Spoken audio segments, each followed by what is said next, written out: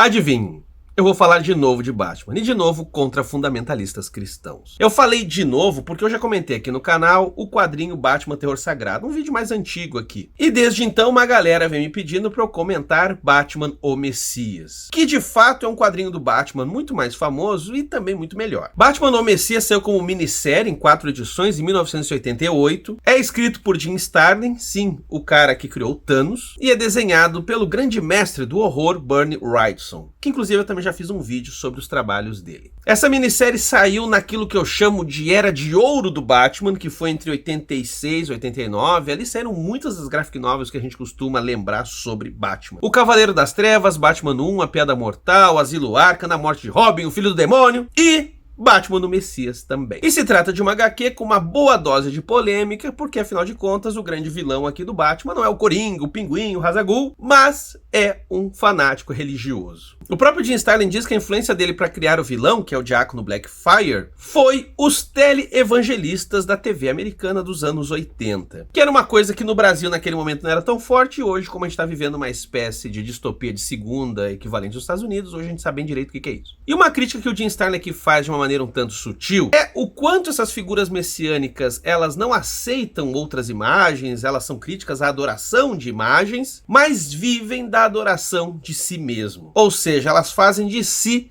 a imagem da própria salvação. O que me lembra uma cacetada de gente. E aqui, especificamente, esse grande salvador é, por sua vez, uma figura bastante problemática até mesmo para progressistas. Porque ele é um indígena. Sim, o Diácono Blackfire é um indígena que se torna um grande líder dos mais pobres, dos desabrigados, porém os converte num grande exército. Sua missão é purificar o mundo, ir atrás do crime e da corrupção. Ou seja, o Diácono Blackfire é o grande Messias. E nessa história aqui a gente vê ele botando terror em Gotham City e convertendo o Batman. E o que é mais interessante é que metade da cidade resolve apoiar o Diácono Blackfire. Metade da população compra a ideia de que bandido bom é bandido morto. Daí que não há problema em sair por aí caçando políticos, afinal são todos corruptos. E essa metade da população não vê problema algum no fato de que agora tem um ditador querendo controlar Gotham City. Batman então nessa história não precisa lutar só contra o Diácono, mas também precisa lutar contra a própria cidade. Mais do que isso, Batman precisa lutar contra ele mesmo, lutar contra o seu próprio espírito, porque essa missão o enche de dúvidas. Quando metade da população está contra você, que apoia o cara contra quem você está lutando, você se pergunta, né? Será que esse cara é tão ruim assim? Pô, tanta gente gosta dele. Será que eu deveria me engajar numa briga? Afinal, esse cara é poderoso. E o mais importante, será que o que ele tá falando tem a sua razão? Será que o Diácono Messias Blackfire é um cara que você deva escutar? Mas antes de eu entrar nessa distopia fundamentalista cristã e fascista, eu peço que você curta o vídeo. Se inscreva caso seja novo por aqui e compartilhe, isso é importante, pô. E seja um apoiador, é graças aos apoiadores que eu posso ficar tocando nesses assuntos espinhosos. Além disso, tem uma série de recompensas legais, como lives aqui comigo, grupo de estudo, grupo no Telegram, sorteio de gibi. Eu vou deixar o link do nosso apoio na descrição do vídeo no primeiro comentário fixado. Mas vamos lá, vamos analisar a história mesmo de Batman o Messias. Como eu comentei com vocês, o desenhista é o Bernie Wrightson, ou seja, é um cara que tem o terror correndo na sua veia. Daí que ele é muito bom para fazer com que pequenos detalhes tenham um aspecto um tanto sinistro. Tudo é muito pesado, tudo é muito sujo, tudo é muito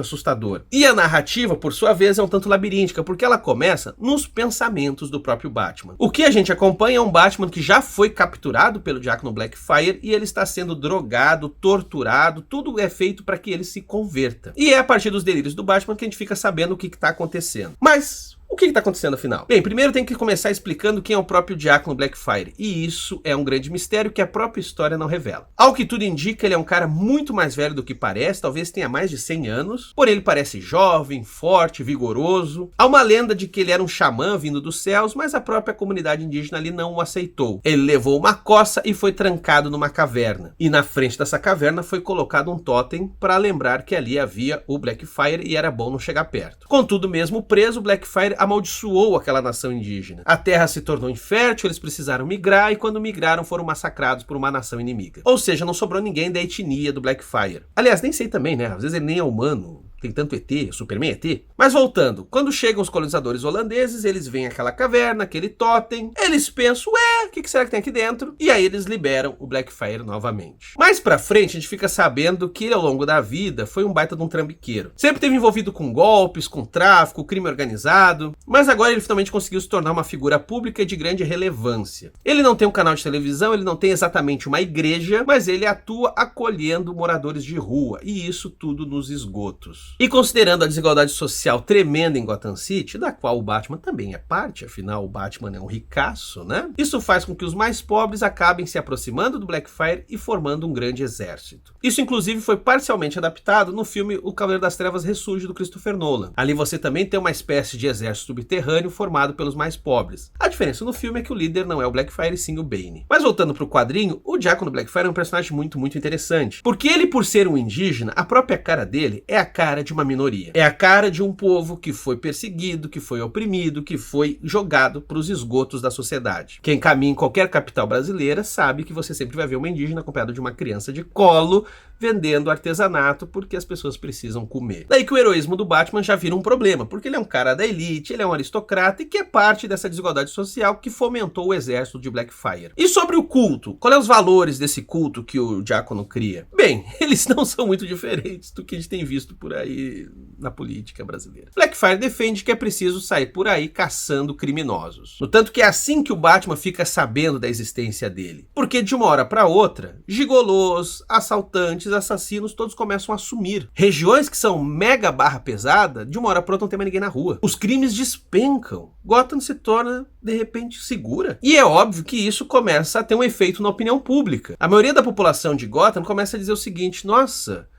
que tempos bons. Finalmente agora eu posso andar na rua e não ser assaltado. Porém o sumiço de criminosos, ou até mesmo um assassinato, alguns foram descobertos, isso faz com que a polícia fique um tanto preocupada. É nesse ponto que o comissário Gordon resolve começar a investigar o que está rolando. A coisa vai escalando em tensão e chega uma hora que o exército subterrâneo resolve agir contra as instituições. Eles atacam parte da polícia que não quer se juntar a eles. Eles tentam matar o Gordon, que só não morreu porque o tiro que foi dado não pegou exatamente no lugar que tinha que pegar. Cabe dizer mais uma coisa que também aparece mais ou menos no filme O Cavaleiro das Trevas Ressurge. Percebendo a tensão das coisas, o prefeito reforça que é preciso deter Blackfire. A elite política também se incomoda com Blackfire e pensa que, bom, é preciso dar um basta nisso. Quer dizer, parte dela. É formado ali um centrão entre os vereadores que resolvem aderir ao líder proto-fascista. E isso dá muito ruim para todo mundo, porque o exército do subterrâneo consegue se armar, eles roubam armas do estoque da polícia, do exército, e daí eles saem por aí e começam a matar geral políticos. Com o argumento de que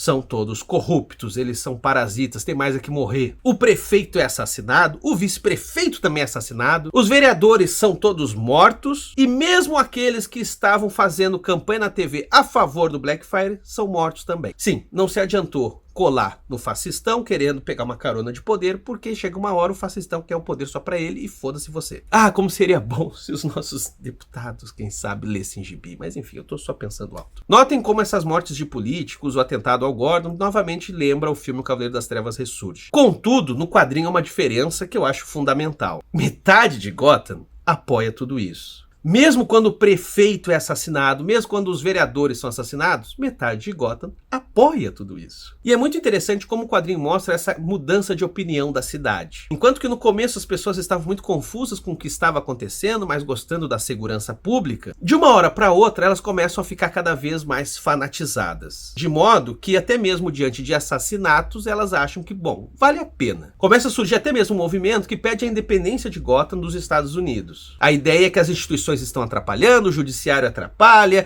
todo mundo atrapalha, então é preciso dar todo o poder ao Blackfire. Obviamente nem todo mundo concorda com isso e uma outra metade de Gotham começa a ficar com medo e começa a ser crítica às ações do Blackfire. Daí que é falado nesse quadrinho, e olha que loucura, está falando de um quadrinho de 88, é dito que o problema que Gotham está sofrendo é de uma grande polarização. Vocês já viram isso em algum outro lugar? Eu acho que os noticiários têm um mantra que se chama polarização, polarização, polarização. Sendo que a tal polarização é composta de um lado que uma hora ou outra vai te matar, enquanto que a outra metade só tá querendo sobreviver. Daí que você tem um êxodo. 4 milhões de pessoas deixam Gotham. Todo todo mundo que não apoia as ações do Blackfire e quer sobreviver, deixa Gotham. Mas nem todo mundo consegue, porque depois o exército subterrâneo, o culto, eles conseguem fechar as pontes, todos os acessos a Gotham. Então, de fato, Gotham City se torna uma espécie de estado autônomo fundamentalista. E aqueles que ficaram dentro da cidade e são dissidentes, pois bem, eles vão ser mortos. Daí que se institui a forca como punição e todos os inimigos do regime são pendurados e enforcados em postes. Existem avenidas em que cada poste tem uma pessoa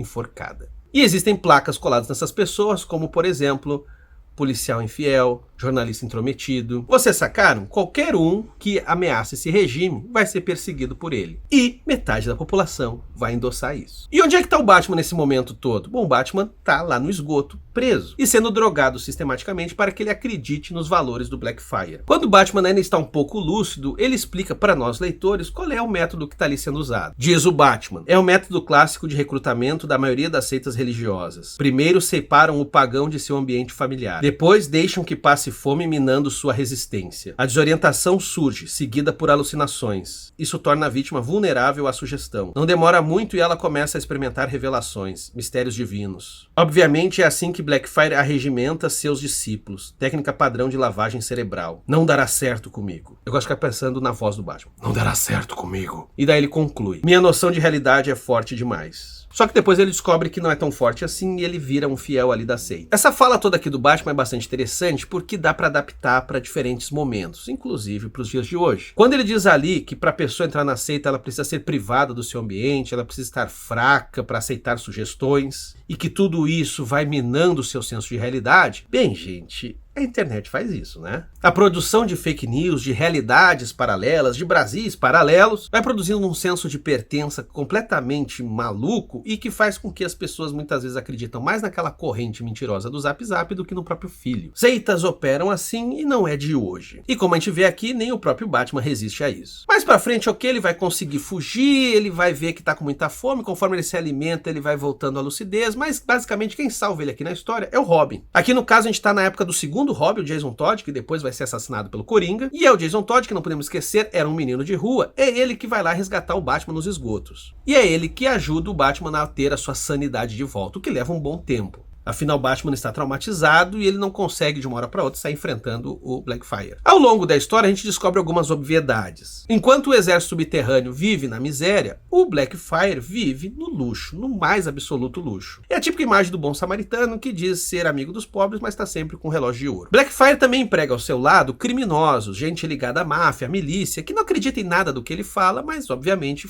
cumprem o papel quando são pagos. Ou seja, como todo líder autoritário, ele tem ao seu lado aqueles que acreditam no que ele diz e aqueles que fazem o que ele manda porque ele paga e paga bem. Daí que esse papo anticorrupção, como a gente bem sabe, é balela. Só que existe uma coisa que é sim bastante autêntica no Blackfire. A sua religião é a morte. Ele deseja a morte, ele anseia por ela. Inclusive ele tem por hábito se banhar do sangue das pessoas que o exército mata, e ele mesmo diz que nenhum grande líder deve sobreviver ao seu próprio tempo. Daí que ele está conduzindo essa grande batalha para que no final alguém o mate, talvez o próprio Batman. Boa parte da lavagem cerebral feita no Batman é para que ele aceite que às vezes é preciso matar. Daí que ele tem fantasias matando o Coringa, o Duas Caras. Daí que o Batman precisa se armar, você vê muito nesse quadrinho o culto à arma. Existem páginas e mais páginas onde a gente vê o Batman pirando e tem aqui uma série de experimentações gráficas muito boas. São muito ricas as imagens desse Batman perdendo a sanidade. Ora sua cabeça está se dissolvendo, em outro momento o corpo dele está derretendo. Batman então tem uma batalha muito difícil pela frente. Porque afinal de contas ele não está lutando só contra o Blackfire, mas está lutando contra a própria cidade. Contra os anseios mais violentos, mais selvagens dessa cidade, que ele em alguma parte estimulou. Ele sendo esse vigilante implacável contra o crime, pois bem, ele acabou originando uma coisa muito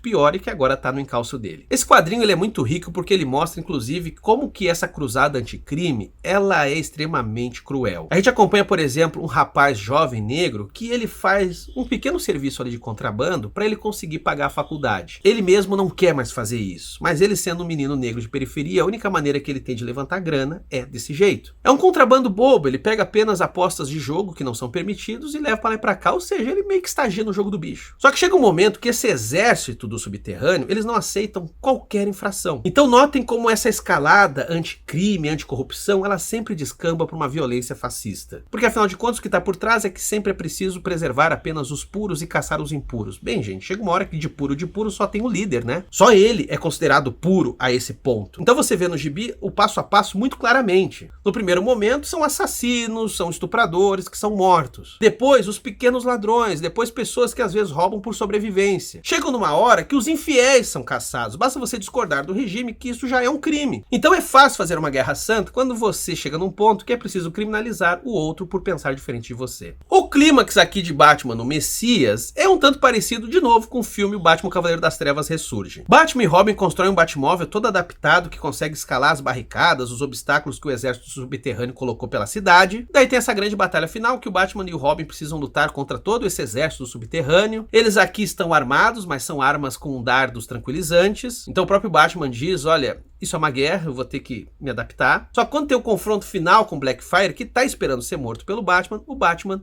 não o mata. O Batman dá uma coça nele para mostrar o quanto que ele não suporta a dor. A ideia do Batman é expô-lo para os seus seguidores. Como diz aqui o próprio Homem-Morcego, o Diácono revela sua farsa implorando pela piedade que negou a tantos. Esse é o problema em criar monstros. O controle é difícil. O importante é as pessoas nunca sentirem medo ou fraqueza em você. Isso é um erro fatal. Se fraquejar, elas se voltam contra você. Monstros exigem que seus messias sejam fortes. É nesse monólogo do Batman que o Diácono Blackfire cai em desgraça perante os seus seguidores e acaba sendo linchado. É uma coisa interessante a se pensar porque aqui indiretamente Batman está citando Maquiavel. É a ideia de que o líder tão amado ou temido só é derrotado quando surge alguém que consegue colocar medo nele. A exposição da fraqueza desse líder consegue afetar mais seus seguidores do que os crimes que ele comete. E eu sinceramente não consigo comprar muito essa ideia, porque daí eu acho que faltou pro Jim Starlin sacar o seguinte: como se trata de uma seita fundamentalista cristã, ora, a fraqueza, a fragilidade também é incorporada nesse fanatismo. O fato do líder se mostrar como alguém que às vezes toma decisões talvez equivocadas, que às vezes ele se expressa mal, ele acha que pintou um clima, tudo isso serve para mostrar que, bom, mas ele é humano, né? Ai, tadinho. Ou seja, a estratégia do Batman é uma estratégia antiga para tempos modernos e a gente tem visto que é preciso estratégias novas porque os desafios são novos. Ainda que esses novos desafios estejam repetindo estratégias antigas, só que adaptadas para o momento. Outra coisa também que eu acho que nesse quadrinho é mega ingênuo é o fato de que as instituições, essas não se corrompem. Ok, tem alguns vereadores querendo embarcar na seita do Blackfire, mas a polícia e o exército não. O que a gente sabe muito bem que não é bem assim, né? Em qualquer lugar do mundo. Isso era algo que o quadrinho podia até ter explorado, quanto que o Gordon começa a perder a confiança na própria polícia, porque ele não sabe mais quais são os policiais que estão ao lado do Blackfire. Isso tornaria a história mais tensa e os problemas mais difíceis, porque afinal de contas, quando a gente entra numa sociedade que desconfia uma da outra, pois bem, você já não consegue fazer mais nada. Apesar disso tudo, esse quadrinho ainda é muito, muito bom. Se eu vi amigos meus falando mal dele, eu quero dar um recado pra eles. Vocês são uns merda, vocês não sabem nada de gibi, porra, esse gibi é bom pra caralho. Seu cuzão. Mas tudo bem, cada um pode gostar do que quiser, cada um tem a sua opinião, tudo bem. É muito interessante como o Batman tem histórias que são ligadas ao fundamentalismo cristão, ao fanatismo religioso. É curioso isso acontecer com esse personagem, não com, sei lá, um demolidor que é um herói assumidamente católico. É como se esse aristocratismo do Batman, tipicamente liberal do século XIX, precisasse confrontar a reascensão da igreja no século XX. Dos cultos, das seitas, desse poder conferido a grandes líderes religiosos. Essa estratégia do Batman de expor a fraqueza do Blackfire talvez faça mais sentido para a cultura americana. Lá a gente sabe que a imagem do winner, assim como a do loser, tem um grande impacto. Se a gente for pensar, por exemplo, muito da popularidade do Trump nos Estados Unidos se deu pelo fato dele ser um cara extremamente rico, um grande vencedor. Contudo, essa solução não se adapta a todas as culturas, e aqui no Brasil a gente vê que a coisa vai para outro caminho. Quanto mais o cara apanha, mais ele é uma espécie de, pô, coitadinho, que maldade, olha só, ele é tão legalzinho, você tá aí batendo nele. Ele só quer armar a população para uma guerra civil, mas ele é um tio legal. Isso daria um outro vídeo para ser franco sobre a religiosidade do Batman, e se vocês quiserem ver, digam aí nos comentários. No mais, surgiram outras histórias, não só do Batman, mas de super-heróis tendo que lidar com problemas de ordem religiosa. Afinal, tudo isso nos ajuda a entender um pouco do que acontece conosco e daquilo que talvez fosse até bom de nem ficar sabendo. Mas era isso. Como sempre, peço que você siga a gente nas nossas redes sociais, TikTok, Twitter e Instagram. Obrigado por assistir e... valeu, pessoal! Obrigado por assistir e... valeu. Ficou parecendo o Miguel Falabella.